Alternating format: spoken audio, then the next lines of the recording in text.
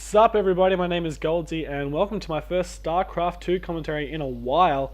I've only done really one or two of them anyway, so this is pretty much just to show a friend that I'm not a complete noob when it comes to commentating, as I do a fair bit of it. I've actually got a new mic on the way. It's a new blue microphone, Snowball, and I'm looking forward to commentating with it when it comes in.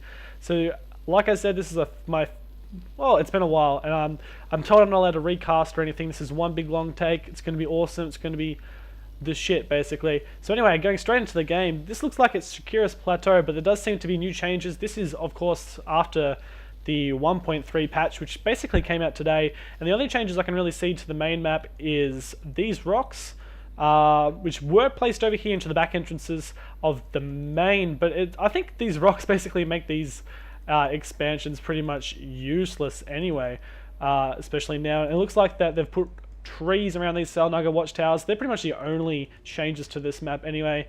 But anyway, getting back to the players, this is going to be Aeon. He is going to be the red Terran player, and he's going to be versing Rhodan, who is the Protoss player, spawning in cross positions, 1 at 5, 1 at 10.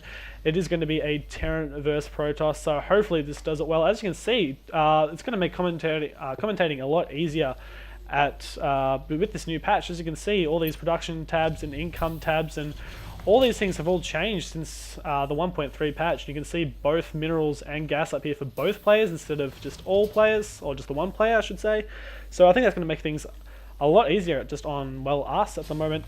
So if we look at, we've pretty much got standard at the moment. We have the one gateway, we have gas, so just having the gas here pretty much, and with Rhodan being able to scout that, he knows there's not going to be any sort of one barracks expansion players. He does have that gas on the way. And so yeah, let me know if you guys like this, as I pretty much don't do a lot of StarCraft 2 commentaries and I want to get back into it. I'm pretty much just only doing COD and Modern Warfare at the moment, and a bit of Black Ops once GameStar kicks back in and that sort of stuff. So hopefully a Pro mod comes back out. That would be awesome. But I plan to get into a lot more commentary. We are seeing 2 racks go down by Aeon, and he's of course getting that tech lab. So maybe we can see some sort of timing push with these racks, but of course racks just dominate against Protoss anyway, so I wouldn't be surprised if we maybe see 3 or just before an expansion. We do have a scouting SUV who is placed pretty awesomely down here just to do a late sort of scout, as we also see that Chrono Boost going down on the warp gates. Nothing too out of the ordinary here. Not sure when he's going to throw down his tech. I wouldn't be surprised if we see maybe another 2 gates expand, or even a 4 gate, but with the cross distance so far away, I can't see a 4 gate happening. This little probe here is just chilling at the Salnaga watchtowers. Going back over here, we are seeing a Reaper being produced by Aeon. As you can see, that slow upgrade is also being made, which does make those Marauders a lot more useful against sort of wandering probes and especially Stalkers very early on. But Reaper's very interesting. We don't see a lot of Reapers very often. And I think the Terran vs Protoss game has definitely been changed a lot, especially after this new patch with Ghosts getting a bit of a buff, and you know, Mothership's getting a bit of a nerf. We see this probe doing a last little expand. He's going to catch this expansion going down. The timing of the expansion, he's going to be lucky to get away. As he just gets away, we also have another Reaper coming in. So great little keeping that dude well alive there, being able to see the scouting. We look at these Stalkers, they are way on top of this. He's going to catch this completely off guard. He's going to be lucky to get away. Great pick up there, as Aeon just saying, like, what the? We are going to see that 2 gateways, like I said, going back down for that expansion, making it a little bit easier to defend it.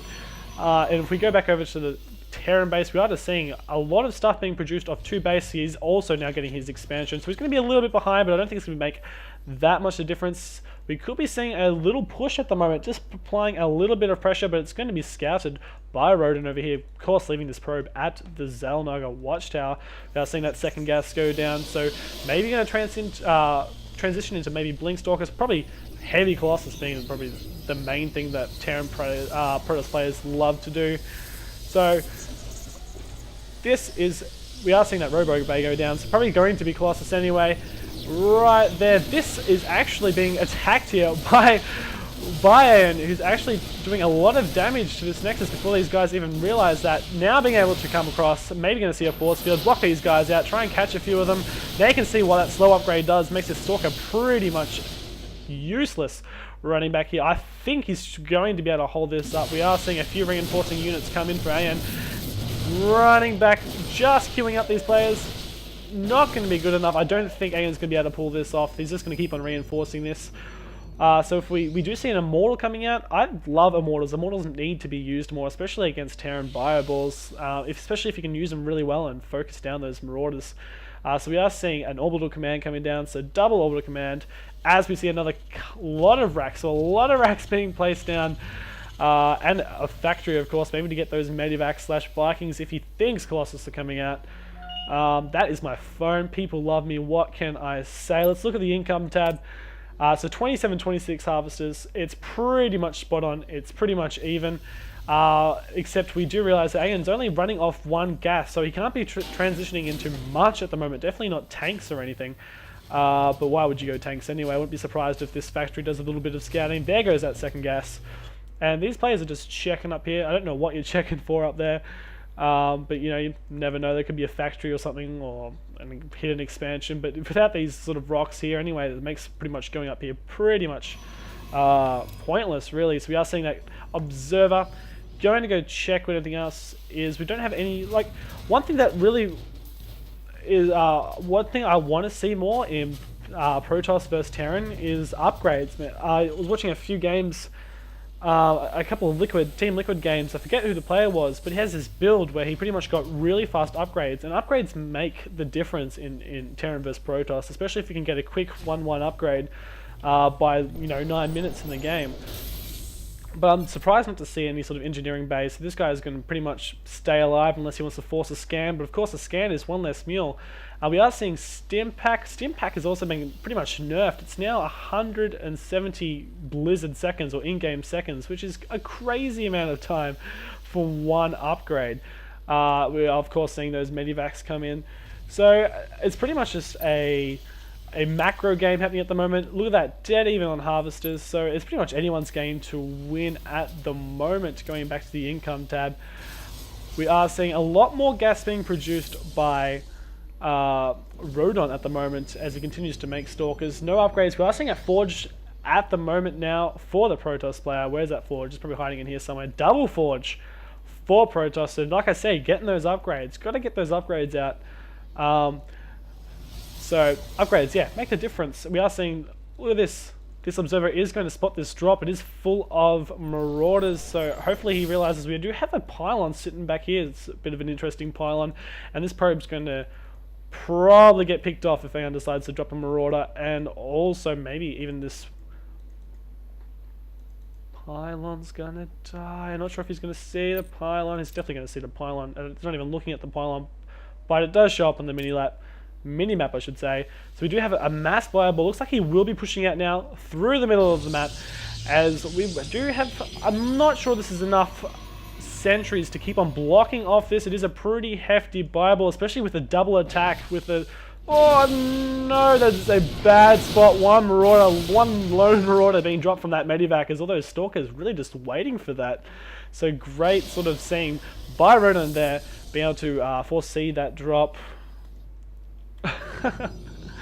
And Aeon is obviously not happy. Here he is running up there, stimming away from those force fields, and there's just way too many dudes there for Aeon to be able to one sort of Marine being left back there. So like I said, we are seeing those 1-1 upgrades being pretty much, assume they're being chrono boost out, or were being chrono boost out, because they have finished pretty quick. We are seeing now a Ghost Academy, so utilizing the fact that the Ghosts now only use 100 energy, the Ghost Academy is now coming out, and Ghosts are awesome against anything Protoss. It pretty much knocks out any kind of shields. You can get the invisible upgrade or the cloaking upgrade and knock out High Templar if that's the case. But we are seeing a large ball being pushed across the map now by Rhodan, taking both Selnaga towers and these random pylons being used over here, which I absolutely love. You know, that's one thing that you have to utilize if you're a Protoss player, is having different pylons across the map, being able to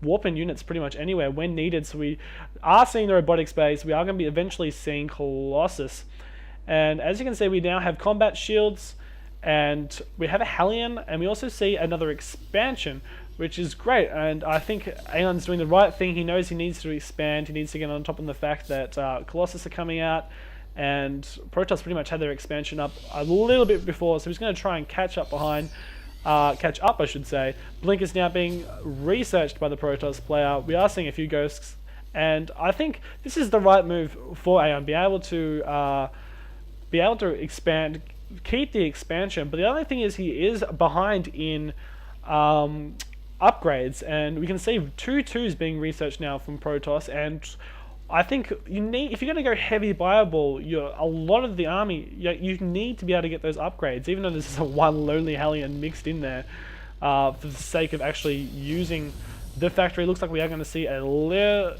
probably a switch play for the starport there. But we are seeing extended thermal lances coming out for the Colossus, which I think is OP'd, man.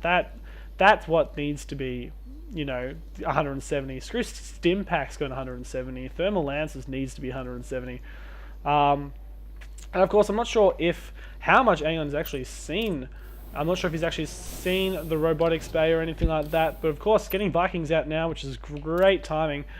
Be able to grab those Vikings. So this is going to be a clash in the middle of here. I'm not sure how this is going to end up. This is actually be a really close battle. We can see now these Immortals need to be focused down. Hopefully they're firing at the Marauders. Marauders are falling down everywhere, but it looks like Aeon is going to have it perfectly. I'm not seeing a little bit of blink micro back here, but it looks like this Terran army will be able to prevail and kick some ass over here. Some Maraud Medivacs are just struggling, trying to heal everyone. No one's actually attacking over here anymore, but I don't know why he almost pulled back there. Steaming up again, hopefully going to run up this ramp. He's definitely way ahead. If you look at the army tab now, I'm almost afraid to look at it. 68 to 132, loading everything up. He's just going to chuck them up here and pretty much attack the main. This is what I like to see. A couple of attacks happening all over the place. Keeps the Protoss player on his feet, doesn't know where to go.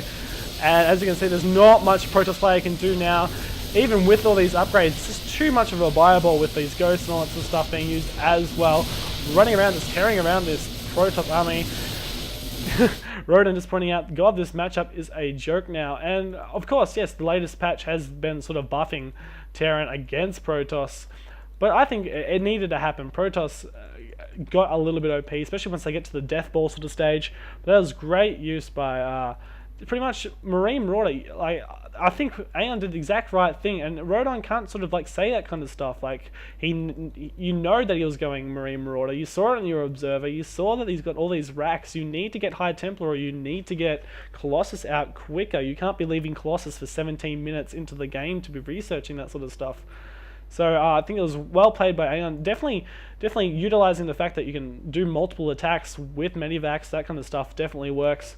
So I think he does well, as putting stuff up here, going around the back, having different attacks at different times means the Protoss player has to stay on his feet. So hopefully this wasn't too much of a scrap. Obviously it's going to get better, and audio will get better, and video will get better, and all that stuff will get better in time. And hopefully my knowledge of the game isn't too whack to be able to do it. And obviously seeing all this stuff at once is a little hard, but hopefully it was all good. Hopefully I continue to do this. Hopefully, Aeon, you didn't like it. Hopefully I've been pronouncing your name right, because I thought it was Aeon. You keep on telling me there's an R in there. I'm just like, Aeon? Aeon? What is Aeon? I'm pretty sure it's Aeon. But anyway, hope you liked it. Hope it's not too noobish. Anyway, catch you guys next time. Woo!